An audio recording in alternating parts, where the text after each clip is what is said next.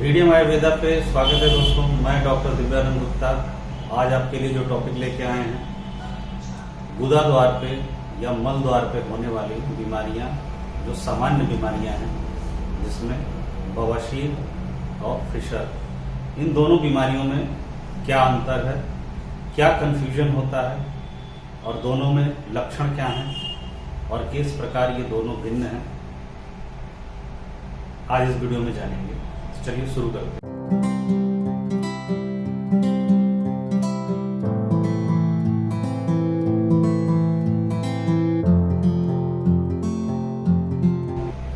दोस्तों, बवासीर या आयुर्वेद में अर्श कहा गया है, या इसे मॉडर्न साइंस में हेमोराइड्स भी कहा जाता है। तो बवासीर होता क्या है, सबसे पहले ये जानते हैं। हेमोराइड्स, पाइल्स या अर्श या बवासीर। हेमोराइड्स जनरली दो प्रकार का होता है, इंटरनल हेमोराइड्स और एक्सटर्नल हेमोराइड्स। इंटरनल हेमोराइड्स वो होते हैं जो गुदा द्वार के अंदर होते हैं, और एक्सटर्नल हेमोराइड्स वो होते हैं जो मल द्वार या मल द्वार के बाहरी हिस्से पे पाए जाते हैं। सबसे पहले ये जानने की कोशिश करते हैं कि बवासीर होता क्या है। बवासीर एक प्रकार का मांसांकुर डेवलप हो जाता है जो हमारे गुदा द्वार के भीतर या गुदा द्वार के बाहर होता है। सामान्यतः यह बीमारी अत्यधिक लोगों में पाई जाती है कब्ज के कारण, जो हम शौच में कुंथन या एक्सेसिव फोर्स का यूज करते हैं, ज्यादा जोर लगाते हैं, इसके वजह से एक प्रकार का मांसांकुर डेवलप हो जाता है जिसे बवासीर कहा जाता है। सामान्यतः बवासीर सारे उम्र के लोगों को हो सकती है, इसके लिए कोई उम्र और लिंग का भेद नहीं होता है।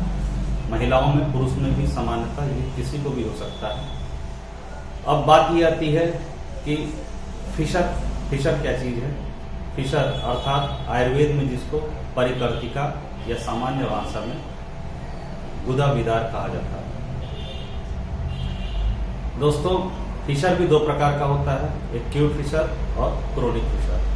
दोस्तों, एक्यूट फिशर वो होता है जो कभी भी शौच शुद्धि के दौरान, जब शौच कड़ा हो जाता है या हार्ड स्टूल पास होता है, तो गुदा द्वार पे एक कट लग जाती है, जिस घाव को हम एक्यूट फिशर कहते हैं। यही एक्यूट फिशर बार बार एक ही जगह पे सही होने के बाद फिर दोबारा हो जाए और बार बार होता रहे, तो ये एक क्रोनिक फिशर के रूप में डेवलप हो जाता है, जो पुराने घाव के रूप में डेवलप हो जाता है, जो आगे चल के ये कभी कभी फिस्टुला में भी कन्वर्टेड हो जाता है। फिस्टुला यानी भगंदर एक भयावह बीमारी है, इसलिए जब कभी अगर आपको कोई समस्या हो तो आप अपने चिकित्सक से एक बार परामर्श जरूर लें। दोस्तों, सामान्यतः फिशर होने का मुख्य जो कारण होता है, स्टूल का हार्ड होना, एनल स्पाज्म होना। एनल स्पाज्म यानी गुदा मार्ग का संकीर्णता होना, या क्रॉन्स डिजीज होना, या आईबीएस इरिटेटिंग बाउल सिंड्रोम होना, या बार बार शौच जाने की प्रवृत्ति होना, या लूज मोशन अगर बार बार होता है, उससे भी आपको फिशर डेवलप हो सकता है। सामान्यतः फिशर और बवासीर में जो मुख्यतः अंतर है, बवासीर एक प्रकार का मांसांकुर है। ब्लड वेसल्स की डेवलपमेंट के कारण जो मांसांकुर आपको डेवलप हो जाता है, पाइल मास डेवलप हो जाता है, वो होता है। और फिशर जनरली एक घाव होता है। दोस्तों, फिशर या फिशर इन एनो या परिकर्तिका या सामान्य भाषा में गुदा विदार कहा जाता है। सामान्यतः दोस्तों, ये पुरुष की अपेक्षा महिलाओं में ज्यादा पाया जाता है। दोस्तों, सामान्यतः या गर्भावस्था में फिशर डेवलप हो जाता है, जो कि कभी कभी अपने आप ही सही हो जाता है, परंतु अगर इस तरह की कोई समस्या है तो अपने चिकित्सक से दिखाना बहुत ही अति आवश्यक होता है। अगर हम इसको अनदेखी करते हैं तो आगे चल के एक्यूट फिशर क्रोनिक फिशर में कन्वर्ट होता है, और क्रोनिक फिशर कभी कभी फिस्टुला में भी कन्वर्ट हो जाता है। भगंदर एक बहुत भयावह बीमारी है, जिसकी चर्चा हम आने वाले वीडियो में करेंगे, और उससे कैसे बचें, क्या उपाय हैं, इस रोग की निदान कैसे है, चिकित्सा कैसे है, इसके बारे में हम आगे बात करेंगे।